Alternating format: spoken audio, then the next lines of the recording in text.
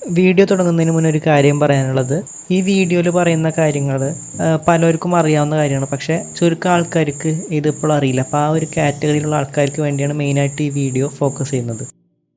അപ്പോൾ എൻ്റെ പുതിയ വീഡിയോയിലേക്ക് എല്ലാവർക്കും സ്വാഗതം. വീഡിയോൻ്റെ തംബ്നെയിലും ടൈറ്റിലും കണ്ടപ്പോൾ തന്നെ ഒരുവിധം എല്ലാവർക്കും മനസ്സിലായിട്ടുണ്ടാവും ഇന്നത്തെ വീഡിയോ എന്തിനെ പറ്റിയാണെന്നുള്ളത്. അതായത് നമ്മുടെ ഫോണിലത്തെ ഫയൽസ് എങ്ങനെയാണ് ഒരു പി സിയിലോട്ട് വയർലെസ് ആയിട്ട് നമുക്ക് ട്രാൻസ്ഫർ ചെയ്യാൻ പറ്റുന്നത്.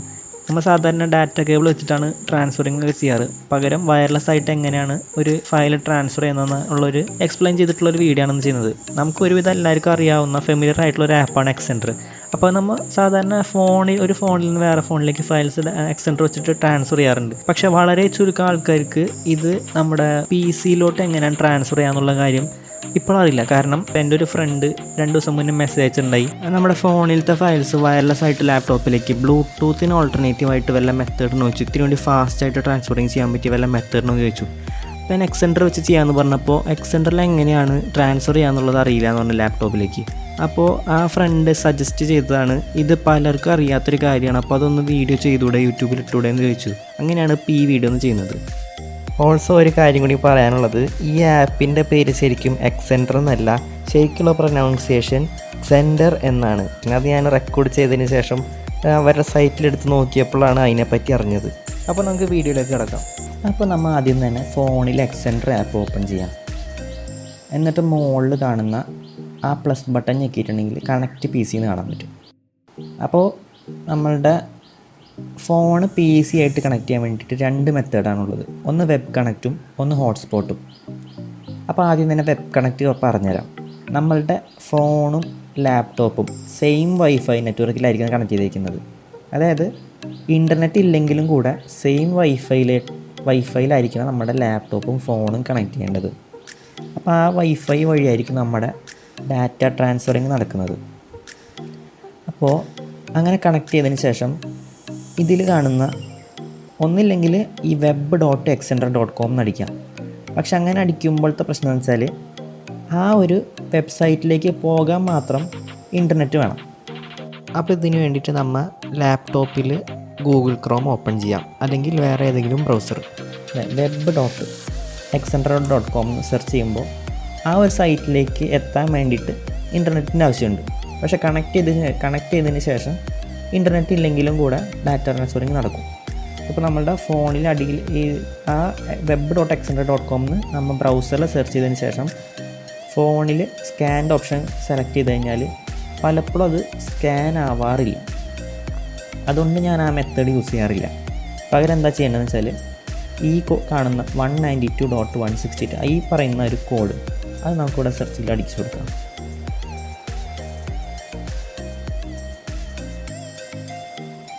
അത് അടിച്ചു കൊടുക്കുമ്പോൾ നമ്മുടെ ഫോണിൽ ഡിക്ലൈൻ ഓർ അക്സെപ്റ്റ് എന്നുള്ളത് വരും. അപ്പോൾ അക്സെപ്റ്റ് അടിച്ചു കൊടുക്കാം. അപ്പോൾ നമ്മുടെ ഫോണ് ലാപ്ടോപ്പിലേക്ക് കണക്റ്റ് ആയിട്ടുണ്ട്. ഇനി ഹോട്ട്സ്പോട്ട് എന്നുള്ള മെത്തേഡ് വഴി എങ്ങനെയാണ് കണക്ട് ചെയ്യുന്നത് കാണിച്ചു തരാം. അപ്പോൾ ഈ ഒരു മെത്തേഡ് എങ്ങനെയാണ് വർക്ക് ചെയ്യണമെന്ന് വെച്ചാൽ നമ്മുടെ ഫോണിൽ ഹോട്ട്സ്പോട്ട് ക്രിയേറ്റ് ചെയ്യും. എന്നിട്ട് ആ ഹോട്ട്സ്പോട്ടിലേക്ക് ലാപ്ടോപ്പ് കണക്ട് ചെയ്തിട്ട് ആ ഒരു കണക്ഷൻ വഴിയാണ് ഡാറ്റാസ് ട്രാൻസ്ഫറിങ് നടത്തുന്നത്. അപ്പോൾ ഇതിനായിട്ട് നമ്മൾ ഈ ഹോട്ട്സ്പോട്ട് ഫോണിൽ സെലക്ട് ചെയ്തിട്ട് ക്രിയേറ്റ് ഹോട്ട്സ്പോട്ട് അടിക്കാം. കണ്ടില്ല, ആൻഡ്രോയിഡ് ഷെയർ എന്ന് പറഞ്ഞിട്ടുള്ള ഒരു ഹോട്ട്സ്പോട്ട് ക്രിയേറ്റ് ആയിട്ടുണ്ട്. അപ്പോൾ അതിൻ്റെ പാസ്വേഡ് ഈ ഫോണിൽ അതിൻ്റെ അടിയിൽ തന്നെ കൊടുത്തിട്ടുണ്ട്. അത് യൂണിക് ആയിട്ടുള്ള കോഡായിരിക്കും, എല്ലാ പ്രാവശ്യവും പല കോഡായിട്ടായിരിക്കും വരാം. എന്നിട്ട് നമ്മൾ എന്താ ചെയ്യേണ്ടതെന്ന് വെച്ചാൽ ആ പാസ്വേഡ് വെച്ചിട്ട് നമ്മളുടെ ഫോണിൻ്റെ ഹോട്ട്സ്പോട്ടിലേക്ക് ലാപ്ടോപ്പിൽ കണക്ട് ചെയ്യാം. നമ്മുടെ ലാപ്ടോപ്പ് കണക്റ്റ് ആയിട്ടുണ്ട്. ഇനി എന്താ ചെയ്യണമെന്ന് വെച്ചാൽ ഈ കാണുന്ന 192.168 ഈ പറയുന്ന കോഡ് നമുക്കിവിടെ സെർച്ച് ബാറിൽ ടൈപ്പ് ചെയ്ത് കൊടുക്കാം. ഇതിൽ ഓൾറെഡി വന്നിട്ടുണ്ട്. ഞാനത് സെലക്ട് ചെയ്ത് കൊടുക്കുകയാണ്. അപ്പോൾ നമ്മുടെ ഫോണിൽ ആക്സെപ്റ്റ് അടിച്ചു കൊടുത്തിട്ടുണ്ടെങ്കിൽ നേരത്തെ പോലെ തന്നെ നമ്മുടെ ഫയൽസൊക്കെ ഇതിൽ വരും. അപ്പോൾ ഇനി ഡാറ്റ ട്രാൻസ്ഫറിങ് ഒക്കെ ഇതുവഴി നടത്താൻ പറ്റും.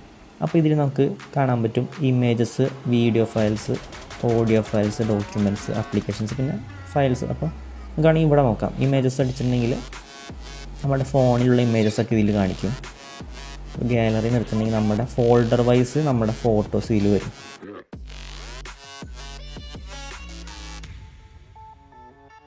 കണ്ടില്ലേ, ഇതേപോലെ ഫോൾഡർ വൈസ് ഇവിടെ ഫോട്ടോസ് നമുക്ക് കാണാൻ പറ്റും. അതേപോലെ വീഡിയോസ്, മ്യൂസിക്, അതായത് ഓഡിയോ ഫയൽസ്, പിന്നെ ഡോക്യുമെൻറ്റ്സ്, ആപ്ലിക്കേഷൻസ്. ഇപ്പോൾ നമുക്ക് ഈ ഒരു ഫോട്ടോ ഡൗൺലോഡ് ചെയ്യണമെന്നുണ്ടെങ്കിൽ നമുക്കിവിടെ ഡൗൺലോഡ് അടിച്ചിട്ടുണ്ടെങ്കിൽ ആ ഫോട്ടോ അടിയിൽ ഡൗൺലോഡ് ആയിട്ടുണ്ട്. നമുക്ക് ഈ ഒരു ഫോട്ടോ ഡിലീറ്റ് ചെയ്യണമെന്നുണ്ടെങ്കിൽ നമുക്കിവിടെ ഡിലീറ്റ് അടിച്ചിട്ടുണ്ടെങ്കിൽ ഡിലീറ്റ് ചെയ്യാൻ പറ്റും. അതേപോലെ തന്നെ ഈ ഒരു ബട്ടൺ ക്ലിക്ക് ചെയ്ത് നമുക്കത് വലിയതായിട്ട് കാണാൻ പറ്റും. അപ്പോൾ നമ്മൾ ഇത് മൾട്ടിപ്പിളായിട്ട് സെലക്ട് ചെയ്ത്, അതായത് കുറച്ച് 2-3 ഫോട്ടോസ് നമ്മൾ സെലക്ട് ചെയ്തു. എന്നിട്ട് ഇത് ഡൗൺലോഡ് ചെയ്യണമെന്നുണ്ടെങ്കിൽ മുകളിൽ കാണുന്ന ഈ ബാച്ച് ഡൗൺലോഡ് അടിച്ചിട്ടുണ്ടെങ്കിൽ ആ 3 ഫോട്ടോസ് ഡൗൺലോഡായി. അതേപോലെ തന്നെ വീഡിയോസിൻ്റെ കാര്യത്തിലും അത് തന്നെയാണ്. നമുക്കിവിടെ ഡൗൺലോഡ് ഉണ്ട്, ഡിലീറ്റ് ഉണ്ട്. മാർക്ക് ചെയ്തിട്ട് വേണമെങ്കിൽ നമുക്കൊന്ന് ബാച്ച് ഡൗൺലോഡ് ചെയ്യാം.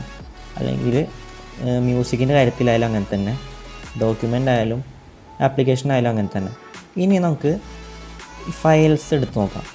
അപ്പോൾ ഫയൽസ് എടുത്ത് നോക്കുമ്പോൾ നമ്മളുടെ ഇത് 3 തരത്തിൽ കാണിക്കും. അതായത് ഫയൽ കാറ്റഗറി, അതായത് നമ്മുടെ ഇത് കാറ്റഗറി വൈസ് ഇതിൽ കാണിക്കും. പിന്നെ നമ്മുടെ ഫോൺ സ്റ്റോറേജിലത്തെ ഫയൽസുകൾ ഇവിടെ കാണിക്കും.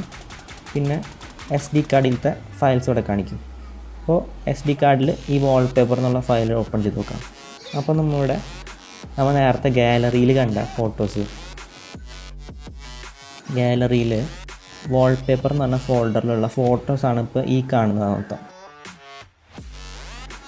അപ്പോൾ നമ്മൾ നേരത്തെ പോലെ തന്നെ സെലക്ട് ചെയ്തിട്ടുണ്ടെങ്കിൽ നമുക്കിവിടെ ഡൗൺലോഡ് ഓപ്ഷൻ ഉണ്ട്, റീനെയിം ഓപ്ഷൻ ഉണ്ട്. നമുക്കിത് കട്ട് ചെയ്ത് വേറെ ഫോൾഡറിലേക്ക് പേസ്റ്റ് ചെയ്യണമെങ്കിൽ പേസ്റ്റ് ചെയ്യാം.